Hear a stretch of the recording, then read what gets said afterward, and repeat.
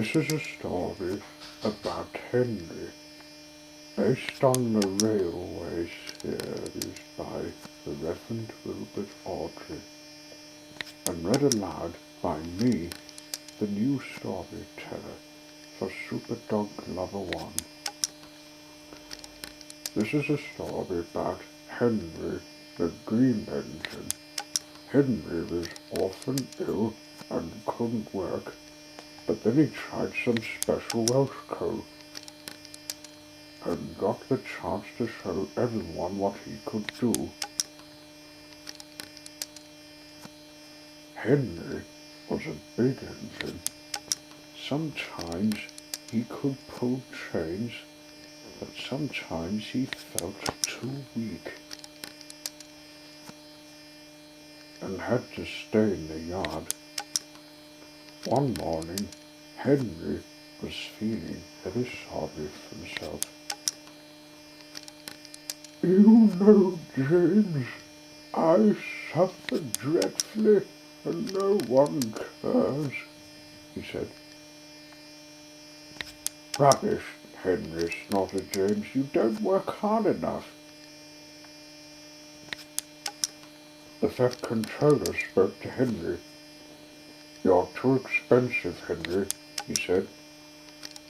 "You've had lots of new parts and new coats of paint, but they have done you no good.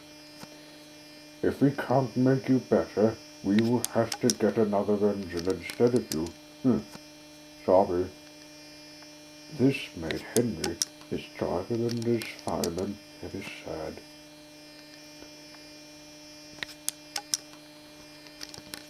The Fat Controller was waiting when Henry came to the platform.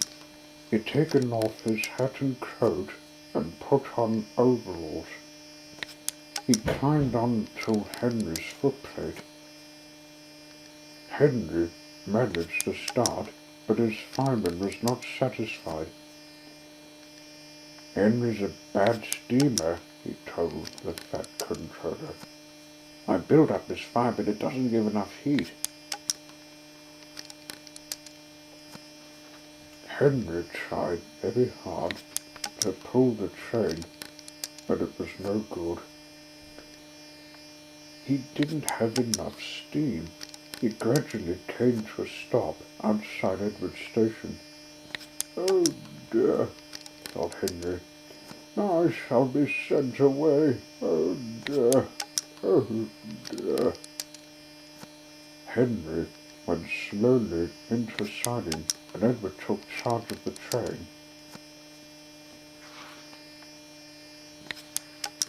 "What do you think is wrong, fireman?" asked the Fat Controller. "Well, it's the coal, sir," he answered. "It hasn't been very good lately. The other engines can manage because they have big fireboxes, but Henry's small and can't make enough heat. With Welsh coal, he'd be a different engine." It's expensive," said the Fat Controller, "but Henry must have a fair chance. I'll send James to fetch some." When the Welsh coal came, Henry's driver and fireman were very excited.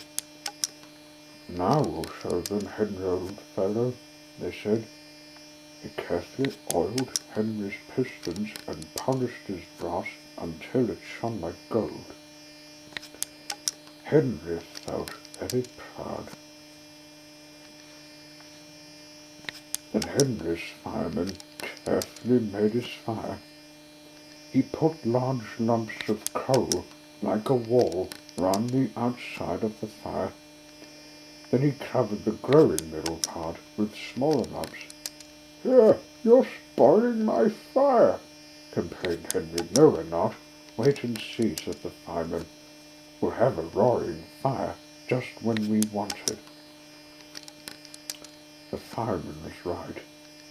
When Henry reached the platform, the water was boiling nicely, and he had to let off steam. "Wheesh!" How are you, Henry? Asked the Fat Controller. Whistled Henry. I feel fine. You have a good fire, driver? The Fat Controller asked. Never better, sir, and plenty of steam, he replied. Henry was impatient. He wanted to set off. No record breaking, warned the Fat Controller. Don't push him too hard, driver. Henry won't need pushing, sir, the driver replied. I'll have to hold him back. Henry had a lovely day. He had never felt so well in his life. He wanted to go fast, but his driver wouldn't let him. Steady, old fellow, he said. There's plenty of time.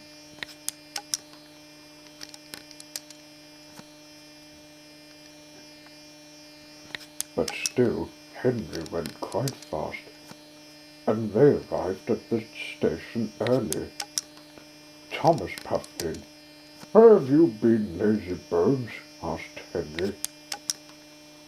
But before Thomas could answer, Henry was off again. I can't wait for slow tank engines like you, he said. Goodbye. And off he sped.